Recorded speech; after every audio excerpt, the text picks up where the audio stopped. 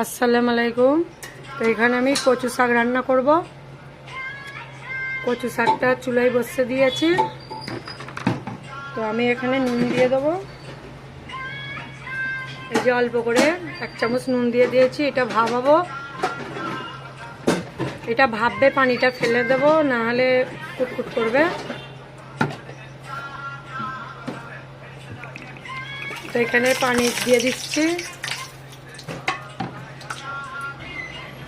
এখানে ঢাকনটা চাপা দিয়ে দিচ্ছি। এটা হালকা ফুটে যাবে, আমি এর পানিটা ফেলে দেবো, দিয়ে ধুয়ে নেব, নিয়ে রান্না করব।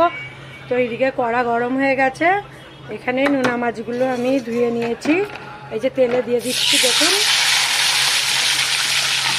এটা আমি ভেজে নেব। এদিকে তো কচু শাক হচ্ছেই। তো এখানে বেগুন ভাজা হয়েছে, এখানে ঢিঁড়ুলের ডাল হয়েছে, ওই দিকটায় কচু শাকের আলু কাটে রাখা হয়েছে। তো এর নিচে কি আছে দেখুন, মাছের কাবাবের মশলা মাখানো আছে, এটা ভাজা হবে। তো খালি কচু শাক হয়নি, অনেক কিছুই হয়েছে। তো নোনা মাছগুলো ভাজা হয়ে গেছে, এগুলো আমি তুলে নিচ্ছি, নিয়ে পেঁয়াজ দেব। ওই তেলেতেই পেঁয়াজ দিয়ে দিচ্ছি।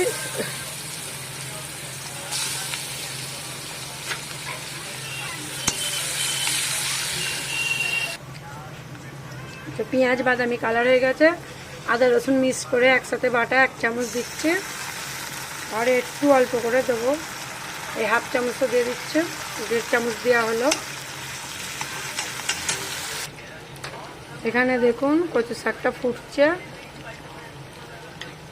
এটা ধুয়ে ভালো করে পানিটা ফেলে দেব, দিয়ে তারপর আমি রান্না করব। ততক্ষণ এই দিকটায় এই আদা রসুন পাক হচ্ছে তেলের উপরে। এখানে আলুটা দিয়ে দিচ্ছি, এর উপরে সব মশলা দেব, দেখতে থাকুন।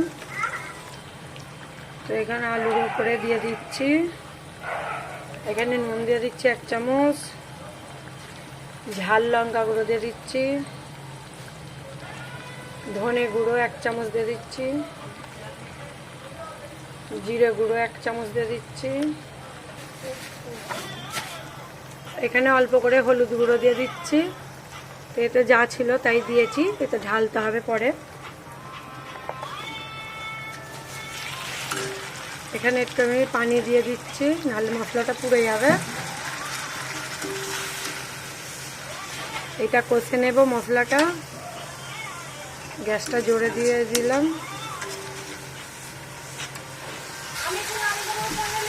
তো এখন মশলাগুলো কষা হয়ে গেছে, তেল একদিকে মশলা একদিকে হয়ে গেছে। তো আমি এখানে পানি দিয়ে দিচ্ছি।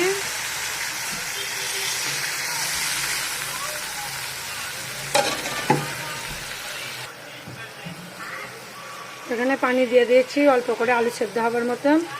শাক তো মোটামুটি সেদ্ধ হয়ে আছে, তো শাকগুলো আমি এটা দিয়ে দিচ্ছি। ইলিশ মাছ দিয়েও করে, তো আমি ওই ইলিশ মাছই, নোনা মাছ হয়ে আছে, ওইটা দিচ্ছি।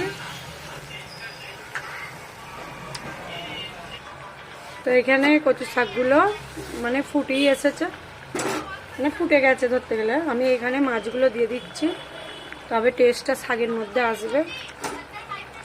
আপনারা এরকম করে বাইনে খাবেন, রান্নাটা হেভি টেস্ট হয়। কচু শাক বাঙালিরা খায় সব, এইসব শাক।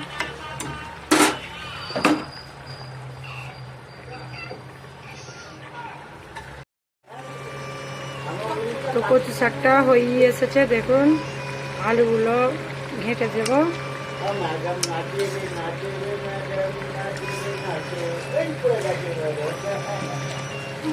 যেই নোনা মাছটা দিয়েছিলাম এখানে গোটাই আছে একদিকে, আর একটু ঝোলটা মরবে। তো শাকটা হয়ে গেছে, দেখুন। এই ঝোলটা সব মরে গেছে, আর নেই। কচু শাকটা আমি চেখে দেখলাম, প্রচুর টেস্ট হয়েছে। তো আপনারা এরকম দ্বারা কচু শাক খাবেন, হেভি টেস্ট হবে। ঠিক এরকম করে রান্না করবেন। রাখি।